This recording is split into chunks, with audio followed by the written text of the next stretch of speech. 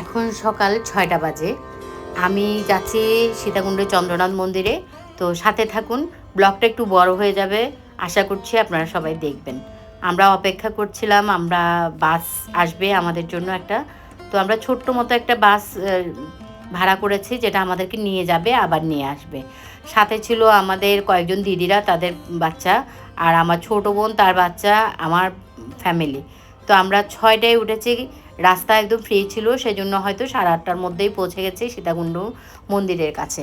এই যে আমাদেরকে একদম ব্যাসকুণ্ডের সামনেই নামিয়ে দিয়েছে। এখন আমরা ব্যাসকুণ্ডতে যাচ্ছি স্নান করার জন্য, কারণ ব্যাসকুণ্ডতে স্নান ছাড়া কোনো শিব দর্শনই সম্পূর্ণ না, আর পবিত্র ধরা হয় না। তো আগেই আমরা সবার আগে গিয়ে মোমবাতি ধূপশালা নিয়েছি, কারণ ওই বট বৃক্ষ আছে, সেখানে একটু নমস্কার করে আমরা সবাই চলে যাব ব্যাসকুণ্ডতে। ব্যাসকুণ্ডের ওখানে গিয়ে দেখলাম অবাক কাণ্ড, হাজার হাজার মানুষ। এখন কিন্তু পুজোর সময় না, শিব চতুর্দশীর সময় অনেক মানুষ থাকে, অনেক ভিড় হয়, কিন্তু এভাবে এই শুক্রবারের দিনে এমন ভিড় হবে আসলে কল্পনা করতে পারিনি। অনেক ভালো লাগছে, জমজমাট পরিবেশ একেবারে। তো আমরা সবাই একে একে ব্যাসকুণ্ডতে স্নান করে নিলাম। এরপর আমরা চলে গেছি ভৈরব বাড়িতে। এখন মহাদেবকে অভিষেক করাবো। আমরা বাসা থেকেই দুধ, বেলপাতা, আকন্দ ফুল, নীলকণ্ঠ ফুল এগুলো নিয়ে গেছি। আপনারা যদি নিয়ে নাও যান, সেখানে কিন্তু দোকান আছে, দোকানে কিনতে পাওয়া যায়, সব কিছুই কিনতে পাওয়া যায়।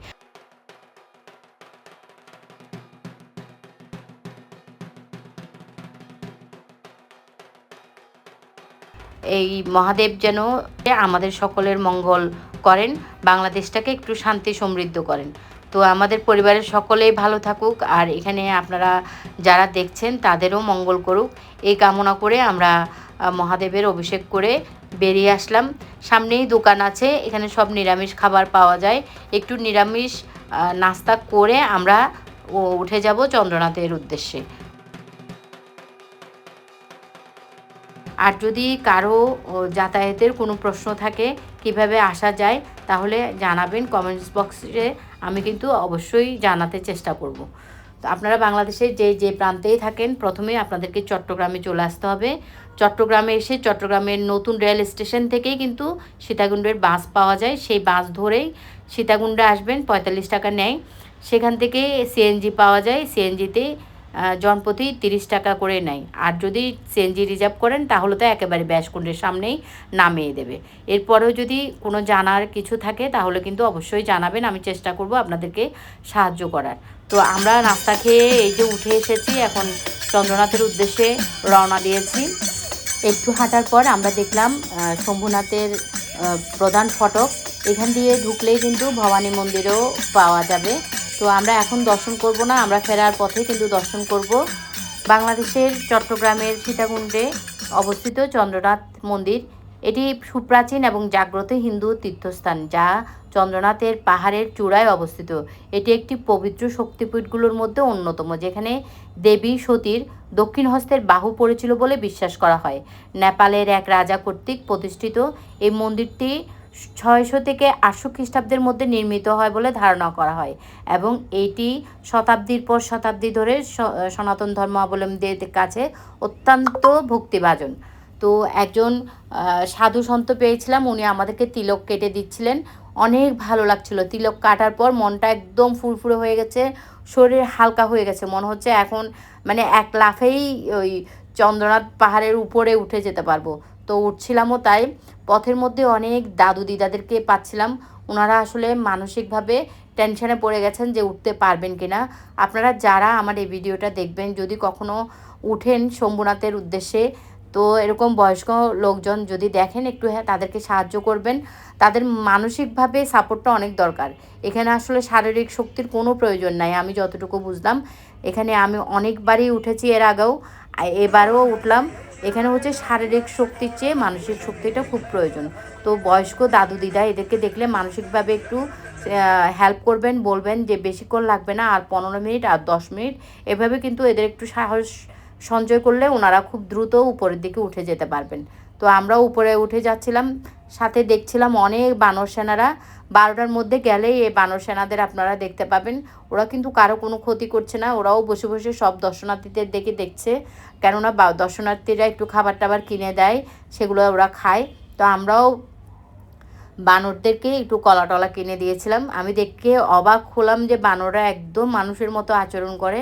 কলা কিনে দেওয়ার পর কলাটাকে কত সুন্দর করে সে ছিলল এবং বোটা ফেলে সুন্দর করে খাচ্ছিল। বৈজ্ঞানিক মতে যে বানররা মানুষের পূর্বপুরুষ ছিল, একদম আজকে ঠিক মনে হচ্ছে তাদের আচরণ একদম মানুষের মতো। তো ওদের সাথে একটু দুষ্টমি করে কতক্ষণ বিশ্রাম নিলাম আমরা। এরপরে আবার উপরের দিকে হাঁটা শুরু করলাম। পৌরাণিক কাহিনী অনুযায়ী হিন্দু পুরাণ অনুসারে দক্ষযজ্ঞের পর সতীর মৃতদেহ কাঁধে নিয়ে শিব প্রলয় নৃত্য শুরু করলেন। বিষ্ণু সুদর্শন চক্র দ্বারা সতীর দেহ খণ্ডিত করেন, যার একটি অংশ এখানে পতিত হয়েছিল। জনশ্রুতি অনুসারে নেপালের এক রাজা স্বপ্নদেশে পেয়ে বিশ্বের 5 কোণে 5টি শিব মন্দির স্থাপন করেছিলেন, যার একটি এই চন্দ্রনাথে পাহাড়ে অবস্থিত। তো আমরা এই যে বিরূপাক্ষ মন্দিরে পৌঁছে গেছি, দূর থেকেই দেখলাম কী যে আনন্দ লাগছে, এবং লাইন ধরে আমরা শিব দর্শন করতে পেরেছি এবং অভিষেকও করাতে পেরেছি। জয় শিবশম্ভুর জয়। তো এত শান্তি মনে হচ্ছে অনেক দূর এসেও কোনো রকম কোনো অস্বস্তি লাগছে না, কোনো পথের ক্লান্তি লাগছে না। একদম খুব সুন্দরভাবে শিবশম্ভুকে অভিষেক করালাম। অভিষেক করানোর পরে একটু ছবি একটু ভিডিও নিয়েছি স্মৃতি হিসেবে রাখার জন্য, কারণ আবার কখন উঠতে পারবো। ওই যে উপরে দেখা যাচ্ছে চন্দ্রনাথের মন্দির। তো এখন আমাদের গন্তব্য ওখানে। একটু বসলাম, বিশ্রাম করে নিলাম। বিশ্রাম করে একটু পানি টানি খেয়ে আমরা আবার রওনা দিলাম। তো আমরা আবার প্রস্তুত চন্দ্রনাথ দর্শনের জন্য উঠে যাচ্ছি উপরের দিকে। এই যে চন্দ্রনাথ ধাম দেখা যাচ্ছে, কী যে আনন্দ হচ্ছে মনের মধ্যে।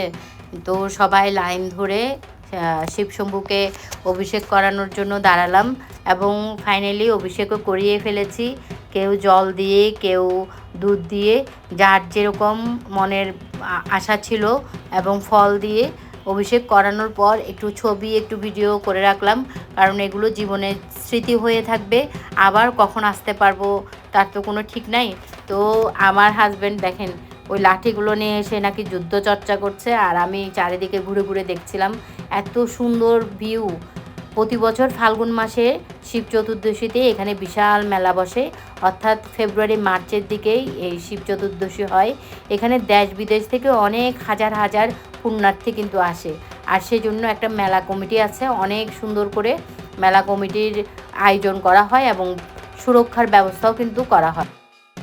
প্রাচীনকালে এখানে মহামণি ভার্গব বসবাস করতেন। রামচন্দ্র তার বনবাসের সময় এখানে এসেছিলেন সীতা দেবীকে নিয়ে, আর সীতা দেবী এখানে কুণ্ডে স্নান করেছিলেন, সেই জন্য এই স্থানের নাম সীতাকুণ্ড হয়েছে। আর এই যে একজন শিবসেনাকে দেখলাম, তো যারা নাকি অনেক ভাগ্যবান তারা এই শিবসেনা বা শিব ভক্তের দর্শন পান। তো আমরাও দর্শন পেয়েছিলাম ওনাকে একটু খাবার টাবার কিনে দিয়েছিলাম। আপনাদের কাছে অনুরোধ, যারা তীর্থযাত্রী যদি এভাবে কুকুর টুকুর দেখেন নামার পথে, তাহলে মনে করবেন আপনি অনেক ভাগ্যবান। আপনাকে শিব ঠাকুর পথ দেখিয়ে দিচ্ছে, আপনারা একটু খাবার টাবার কিনে দিবেন, বিস্কিট বা বন যেগুলো সেখানে দোকানে পাওয়া যায়, আর নিজের কাছে থাকলে একটু দিয়ে দিবেন। তো এখানে দাঁড়িয়ে আর একটু ফটো টটো তুলে নিচ্ছিলাম। আসলে এই অপরূপ দৃশ্য মনের মণিকোঠায় গেঁথে নিয়ে যাচ্ছিলাম। যেহেতু বয়স হয়ে যাচ্ছে, আবার কখন আসতে পারবো। উপর থেকে গুলিয়াখালীর বীচটা দেখা যাচ্ছিল, সীতাকুণ্ডের সেই একদম বীচের অপরূপ দৃশ্য দেখে চোখ একদম মুগ্ধ হয়ে গেছে। তো আমরা নিচে দিকে চলে এসেছি প্রায়, আর নামতে হয়তো 15 মিনিট লাগবে। বসে আর একটু চাটা খেয়ে নিচ্ছিলাম। এই দোকানগুলোতে ছোট ছোট টং দোকান আছে, সেখানে টুকটাক খাবার কিন্তু পাওয়া যায়। আর এই রাস্তাটা এমন সুন্দর ছিল, দুই পাশে পাহাড় আর একদম গুহার মতো ছিল। তো আমরা সবাই আস্তে আস্তে করে নেমে আসছিলাম, আর মনে মনে শিবশম্ভুকে দর্শন করে যে তৃপ্তি হয়েছিল, মানে সেটা ভাষায় প্রকাশ করার মতো না। আপনারা যে যেখান থেকে দেখছেন সবাই ভালো থাকবেন, সুস্থ থাকবেন। যদি আমার এই ভিডিওটা ভালো লাগে তাহলে একবার শেয়ার করে দিবেন।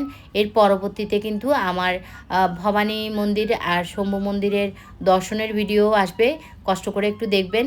আসার পথে এই সুন্দর একটা গাছ দেখেছিলাম, এটা গাছটা ছিল কিন্তু ডালিম গাছের মতো, ফুলও ডালিম ফুলের মতো, কিন্তু ডালিম গাছ না। তো বংশীবান্ধব একটা ভাইকে পেলাম, তার কাছে দাঁড়িয়ে আমরা একটু বাঁশি টাশি শুনলাম, মনকে একদম প্রফুল্ল করে, মনের মধ্যে অনেক তৃপ্তি নিয়ে ভগবান দর্শন করে বাসায় যাচ্ছি। তো সবাই ভালো থাকবেন, সুস্থ থাকবেন, সাবধানে থাকবেন। যে যেখান থেকে আমার এই ভিডিও দেখছেন সবার কল্যাণ করুক। হর হর মহাদেব।